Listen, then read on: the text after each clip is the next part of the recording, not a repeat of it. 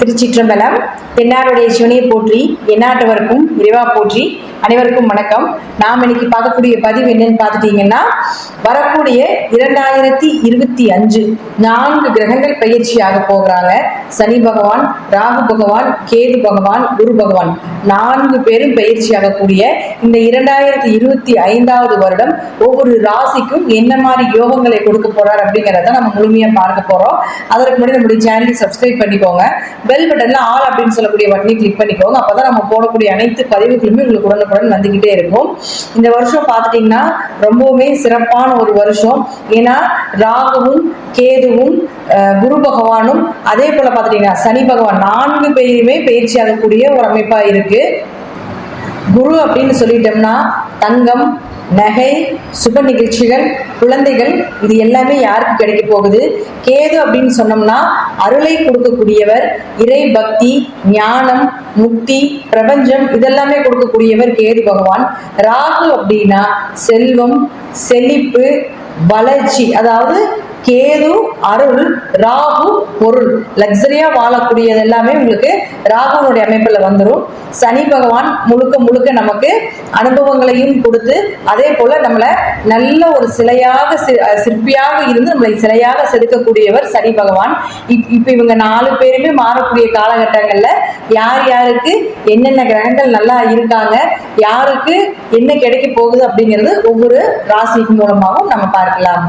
துலா ராசிக்குண்டான 2025 எப்படி இருக்குன்னு பார்க்கலாம். துலா ராசி நேயர்களே, உங்களுக்கு குரு அப்படின்னு சொல்லிட்டோம்னா ஃபர்ஸ்ட் அவர் வந்து இப்ப மறைஞ்சு நின்றுட்டு இருக்கார். உங்களுக்கு மே மாசம் வரைக்கும், மேக்கு மேல குரு பகவான் 9ஆம் வீட்டுக்கு போறார்.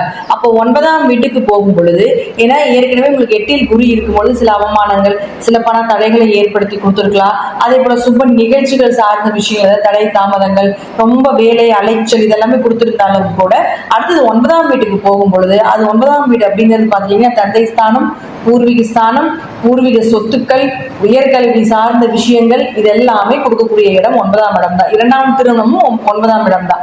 அப்ப இதற்குண்டான வாய்ப்புகளை எல்லாமே குரு உங்களுக்கு தேடி கொடுப்பார் அப்படிங்கிறது அமைப்பு உண்டு. நேரா இங்க வந்ததுக்கு அப்புறம் உங்க ராசியை பார்ப்பார். அப்போ குரு பலன் உள்ள ஜாதகம் உங்க ஜாதகம். மே மாதத்திற்கு மேல சுப நிகழ்ச்சிகள் நடக்கிறது, திருமண வாய்ப்புகள், குடும்பத்துல சந்தோஷமா இருக்கிறது, குழந்தை பிறப்பதற்குண்டான ஒரு அமைப்பு, ப்ரொமோஷன் கிடைப்பதற்குண்டான வாய்ப்புகள், ஒரு இடம் விட்டு இன்னொரு இடம் மாறி போகக்கூடிய ஒரு சூழ்நிலைகள், வேலைக்காக வெளிநாடு வெளியூர் செல்லக்கூடிய ஒரு அமைப்பு, உயர் கல்விக்காக வெளிநாடு செல்லக்கூடியவங்களா இருந்தீங்கன்னா இந்த டைம்ல நீங்க மூவ் பண்ணீங்கன்னா கண்டிப்பாக இந்த துளாராசிக்காரர்களுக்கு குருவினுடைய தன்மை சிறப்பா இருக்கிறதுனால நீங்க நினைக்கக்கூடிய விஷயங்கள், உங்களுடைய பிளானிங் எல்லாமே நீங்க மே மாசத்துக்கு மேல வச்சுட்டீங்கன்னா சிறப்பா இருக்கும் அப்படிங்கிறது அமைப்பு உண்டு. அடுத்தது பாருங்க சனி பகவான். சனி பகவானை பொறுத்த வரைக்கும் பார்த்துட்டீங்கன்னா உங்களுடைய ராசிக்கு 5ல் இருந்துட்டு இருக்க சனி பகவான் அடுத்தது 6ஆம் வீட்டுக்கு போக போறார். பொதுவா 6ல் சனி இருக்கக்கூடிய காலகட்டங்கள்ல எதிரிகளை ஜெயிப்பார் அப்படிங்கிற அமைப்பு உண்டு. அப்போ முதல்ல 6ல ராகு இருக்கு. ஒரு 3 மாத காலங்கள் ராகுவும் சனியும் 6ஆம் வீட்டுல இருக்கும் பொழுது எப்பேற்பட்ட எதிரியா இருந்தாலும் ஜெயிச்சு வந்துருவீங்க. கேஸ் ஏதாவது இருந்ததுன்னா அந்த டைம்ல மூவ் பண்ணீங்கன்னா உங்களுக்கு சாதகமாக வரும் அப்படிங்கிற அமைப்பை சொன்னாலும் 6ல் பாவ கிரகங்கள், அதுவும் ராகுவும் சனியும் சேரக்கூடியது ஏதாவது ஒரு நோய் தொற்றை ஏற்படுத்தி கொடுக்கும். ஏதாவது சர்ஜரி பண்ண வேண்டிய ஒரு சூழ்நிலைகள் இருந்ததுன்னா அந்த டைம்ல பண்ண வேண்டிய ஒரு அமைப்பை ஏற்படுத்தி கொடுத்துருவாங்க இந்த சனி பகவானும் ராகு பகவானும். தொழில்ல பெரிய வளர்ச்சி, பிரம்மாண்ட வளர்ச்சி காட்டக்கூடிய ஒரு சூழ்நிலைகளையும் இந்த சனி பகவான் உங்களுக்கு ஏற்படுத்தி கொடுப்பார்.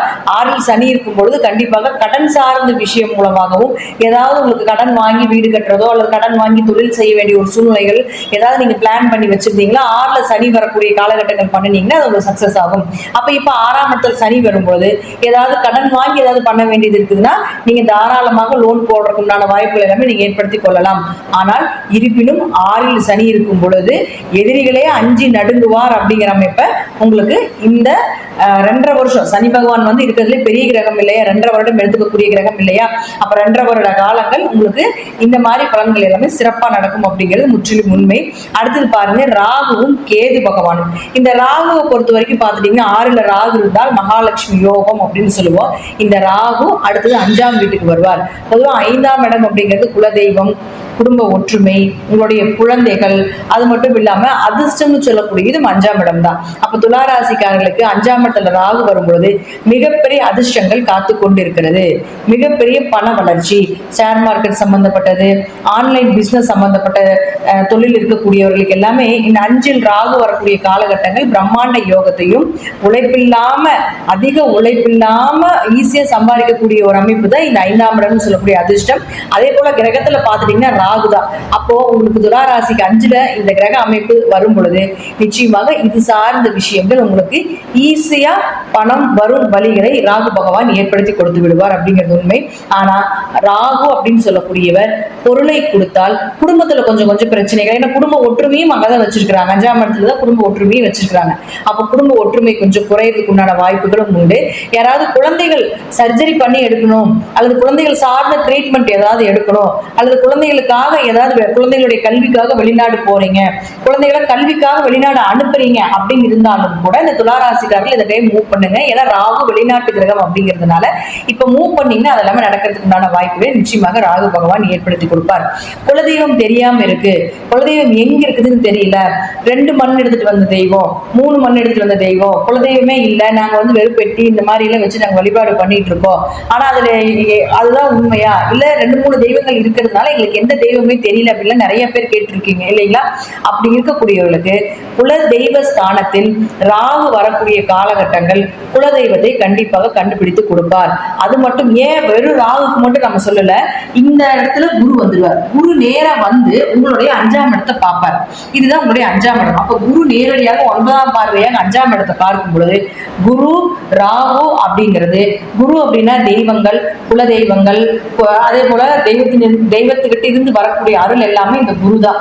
அப்ப அந்த குரு 5ஆம் இடத்தை பார்க்கும் பொழுது அந்த 5ல் இருக்கக்கூடிய ராகு அப்படின்னு சொல்றது கண்டுபிடிப்புன்னு சொல்றோம். புதிய புதிய கண்டுபிடிப்புகள், புதிய ஆராய்ச்சிகள் அப்படின்னு சொல்றது எல்லாமே ராகு தான். அப்ப குரு ராகுவை பார்க்கக்கூடிய காலகட்டங்கள்ல குலதெய்வத்தை தேடி கண்டுபிடிச்சீங்கன்னா கண்டிப்பாக உங்க குலதெய்வம் உங்கள் கண்ணுக்கு நிச்சயமாக தெரியும். குலதெய்வ தோஷம் இருந்தாலும் இந்த காலகட்டங்கள் வழிபாடுகள் நீங்க செய்யும் பொழுது பிரம்மாண்ட யோகத்தையும் பண்ணி கொடுத்துரும். தெரியாத கண்ணுக்கு தெரியாத தோஷங்கள் இருக்கு, குலதெய்வம் தெரிஞ்சுமே நிறைய பேர் போக முடியாம இருந்தீங்கனாலும் கூட இந்த குலதெய்வத்தினுடைய அருள் இந்த வருடம் முழுவதும் உங்களுக்கு கிடைப்பதற்குண்டான வாய்ப்புகள் தாராளமாக இருக்கு அப்படிங்கிறது 100% அப்படிங்கிறது உண்மை. அடுத்து பாருங்க, இந்த ராகு, குரு, சனி, கேது அப்படின்னு சொன்னாலும் கூட இந்த கேது பகவானும் உங்களுக்கு ராசிக்கு 11க்கு வரப்போறார், லாபஸ்தானத்துக்கு வரப்போறார். இந்த லாபஸ்தானத்துக்கு கேது வரக்கூடிய காலகட்டங்கள் லாபத்தை அள்ளி அள்ளி கொடுக்கக்கூடிய ஒரு காலகட்டங்கள். சின்ன விஷயம் பண்ணினீங்கனாலுமே பெரிய அளவுக்கு லாபத்தை கொடுக்கக்கூடிய ஒரு அமைப்பு இந்த துலா ராசிக்காரர்களுக்கு உண்டு. ரிஷபத்துக்கு அப்புறம் இந்த வருடம் ஜொலிக்கக்கூடிய ராசியில 2வது ராசியாக துலா ராசியும் இருக்குது அப்படிங்கறதா உண்மை. உங்க ஜாதகத்துல பாத்துக்கோங்க, எப்பவுமே ராகு கேதுக்களுக்கு வீடுகள் கிடையாது. அவர்கள் ஒரு நிழல் கிரகங்கள். எந்த வீட்டில் போய் இருக்கின்றார்களோ அந்த வீட்டை தன்னோட இது சொந்தமா மாத்திக்குவார். இப்ப ராகுக்கு வீடு கிடையாது, ராகு இங்க வந்துடுவார். அப்ப ராகுவின் வீட்டு அதிபதி யாருன்னா சனி பகவான். அப்ப சனி பகவான் உங்களுக்கு 6ஆம் வீட்டுல மறைஞ்சிருக்கிறதுனால கொஞ்சம் நோய் தொற்றுகளோ கடன் சார்ந்த விஷயங்களோ இருக்கும் அப்படிங்கறத நம்ம சொல்லியிருந்தேன். அதே போல உங்க ஜாதகத்தில் சனி பகவான் நல்ல நிலையில் லக்னத்துக்கு கேந்திர திரிகோணத்தில் ஏறியோ அல்லது ராசிக்கு திரிகோணத்தில் இருந்தாலோ இந்த ராகு அல்டிமேட்டா வேலை செய்ய ஆரம்பிச்சிடும்.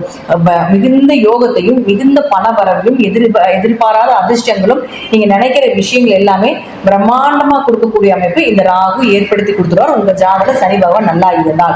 அதே போல இந்த கேதுக்கு வீடு கொடுத்த கிரகம் யாருன்னு பாத்துட்டீங்கன்னா சூரியன். அப்போ உங்க ஜாதகத்துல சூரியன் நல்லா இருக்காரான்னு பாருங்க. சூரியன் கெட்டால் கொஞ்சம் லாபங்கள் கொஞ்சம் குறைவா வர்றது, எதிர்பார்த்த லாபங்கள் கொஞ்சம் கிடைக்காம இருக்கிறது, இதெல்லாம் கொடுத்தாலும் கூட சூரியன் உங்க ஜாதகத்துல நல்லா இருந்து விட்டால் நீங்க எதிர்பார்த்ததை விட மிக பிரம்மாண்ட யோகத்தை கொடுத்துவிடும். லக்னத்துக்கு பார்த்துக்கோங்க, லக்னம் உயிர், ராசி அப்படிங்கிறது மனம். அப்ப லக்னத்துக்கும் ராகுக்கும் லக்னத்துக்கும் ராசிக்கும் 2க்கும் ஈக்குவலாக நம்ம பார்த்துட்டோம்னா சூரியன் உங்க ஜாதகம் நல்லா இருந்து விட்டால் மிகப்பெரிய பிரம்மாண்ட யோகம் அப்படிங்கிறது இந்த வருடம் துலா ராசிக்கு உண்டு அப்படிங்கிறதுல மாற்றம் கிடையாது. 1.5 வருஷம் பெரிய பெரிய கிரகங்கள் 1.5 வருஷம் போறாங்க. இவங்க எல்லாருமே இது 1.5 வருஷம், ராகு பாத்தீங்கன்னா 1.5 வருஷம், கேது 1.5 வருஷம், சனி பகவான் 2.5 வருஷம், குரு 1 வருட காலங்கள். அப்போ மே மாதத்திற்கு மார்ச் மாசத்துக்கு மேலேயே உங்களுக்கு வந்து ஜாக்பாட் அடிக்கிறதுக்கு ஆரம்பிச்சிடும். மேக்கு மேல மிகப்பெரிய யோகத்தை பெறக்கூடிய ராசி துலா ராசி. வாழ்த்துக்கள் நண்பர்களே, நன்றி. மீண்டும் ஒரு நல்ல பதிவில் சந்திக்கலாம். திருச்சிற்றம்பலம், தில்லையம்பலம், ஸ்ரீ நரசிம்மர் திருவடிகளே சரணம்.